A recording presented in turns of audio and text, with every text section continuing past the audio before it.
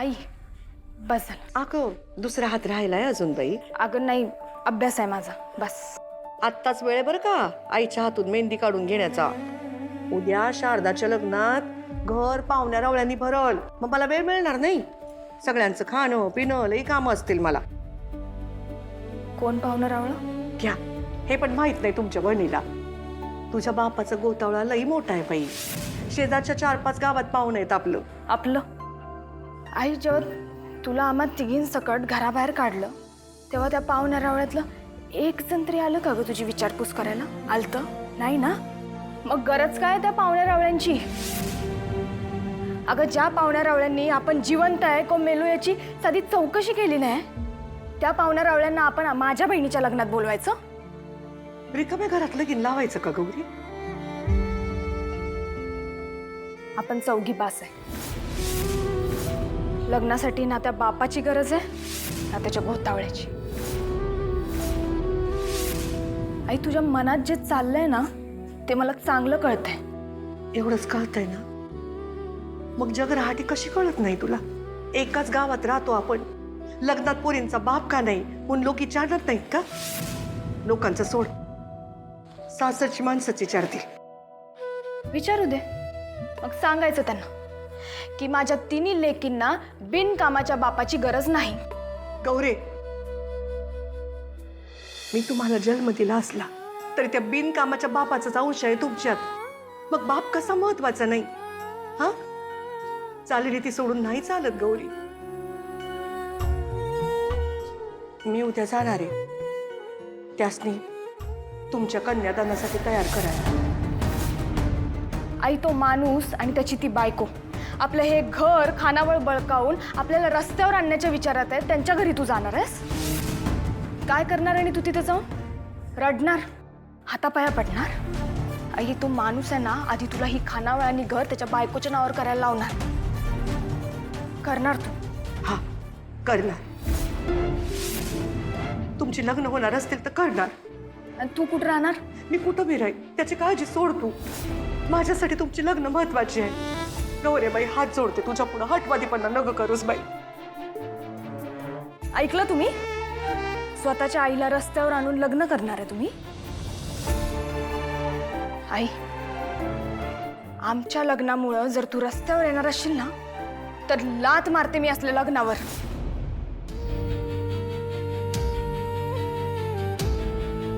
त्या माणसाच्या दारात तू अजिबात जायचं नाही, तुला शपथ आहे माझी. आता तू ठरव, तुला तुझ्या लेकी महत्वाच्या आहेत का नवरा?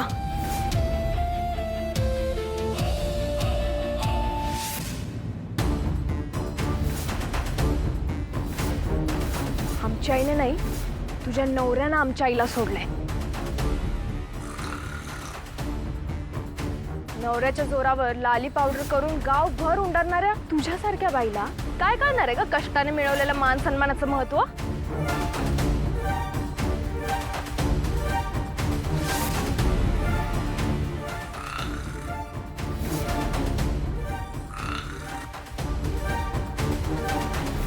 दोन नंबरी कामं करणाऱ्या नवऱ्याच्या 2 नंबरच्या पैशावर उड्या मारणारी 2 नंबरची बायको आहेस तू.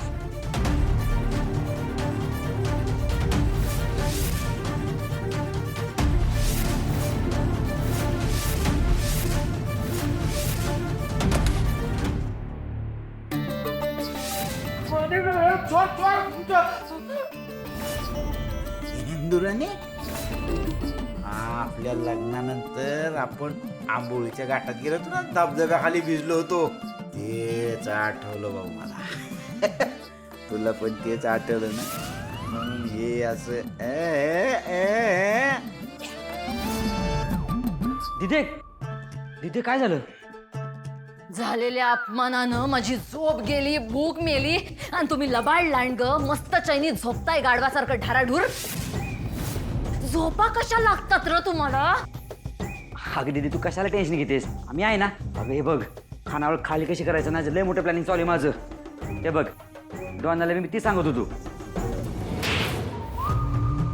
थिल्लरपणा लय झाला.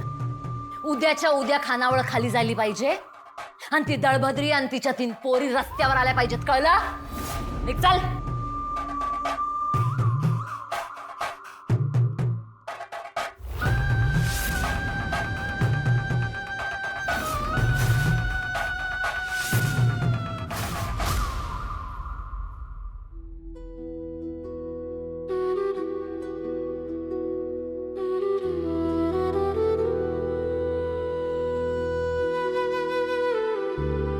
का केलं तुम्ही असं? का मोडलात आपला संसार? ताट डोक्याने विचार केला असता माझ्या पोरींच्या वाट्याला हे दुःख आलं नसतं.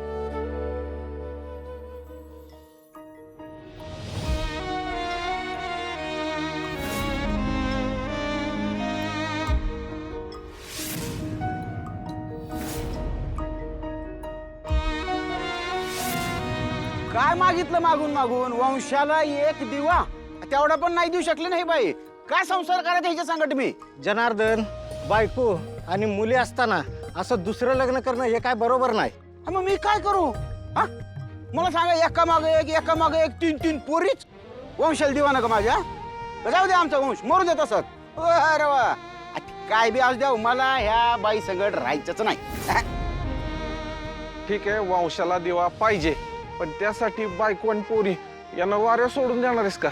तसं चालणार नाही. ते आहे गावाबाहेर माझं जुनं घर आहे, थोडीशी जमीन आहे, ती कृष्णाच्या नावावर करतो आणि तिथं राहू दे ह्या चौघीला.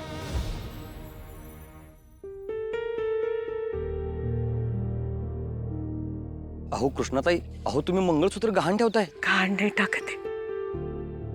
एकटे कृष्णाला कोणाची बी मेहरबानी न ग. मोठ्या मानानं मला माझ्या पोरींना वाढवायचंय, शिकवायचंय. मला नाही, साऱ्या गावाला माझ्या पोरींचा अभिमान वाटत. सगळे म्हणतील कृष्णाने रक्ताचं पाणी करून आपल्या पोरींना घडवलं.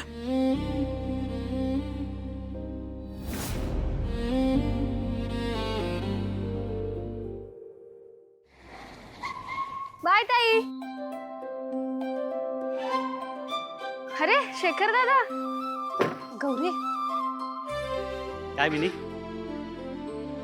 शेखर, खूप दिवसांनी आलास. हो, ते कोर्ट कचेरीच्या कामातनं वेळच नाही मिळत हल्ली. अच्छा, ये आत ये ना. चला. काय मिनी, कसा चालला अभ्यास? एकदम टकाटक. पण तुम्ही जरा वहिनींना पण जेवायला घेऊन आलात तर डबल टकाटक होणार.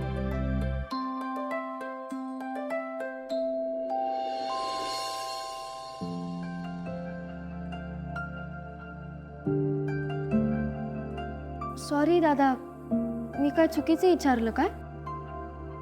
नाही, प्रश्न चुकीचा नाहीये, पण ज्यांची चूक आहे त्यांना ते कळत नाही की त्यांची चूक आहे. असू दे, तू कशाला टेन्शन घेतेस? मिनी, तुला कॉलेजला जायला उशीर होतो ना, जा. गौरी, खानावळी तेवढी तोडफोड झाली आणि तू केस ठोकायची सोडून गप्प बसलीस. काय फायदा तुझा LLB करून? हे आमच्या आईला समजायला पाहिजे ना. तिचं आपलं एकच, वादळ वारं सुटलं की माणसानं आडोसा घ्यावा आणि फुटकं नशीब. काय करूच देत नाही मला. प्रश्न राहत्या घराचा आणि खानावळीचा आहे, असं गप्प बसून नाही चालणार. घर आणि खानावळ तुमच्या नावावर. तुला माहिती किती सेक्शन्स लागतील? ट्रेसपासिंग, BNS कलम 331, एक्स्टॉर्शन, BNS कलम 308, तोडफोड आणि धमक्या देणं, BNS कलम 324. अरे वा, तुला तर सगळंच माहिती आहे. माझी गरजच नाहीये. ठोक केस. तेच माझ्या पण मनात आहे. बागा,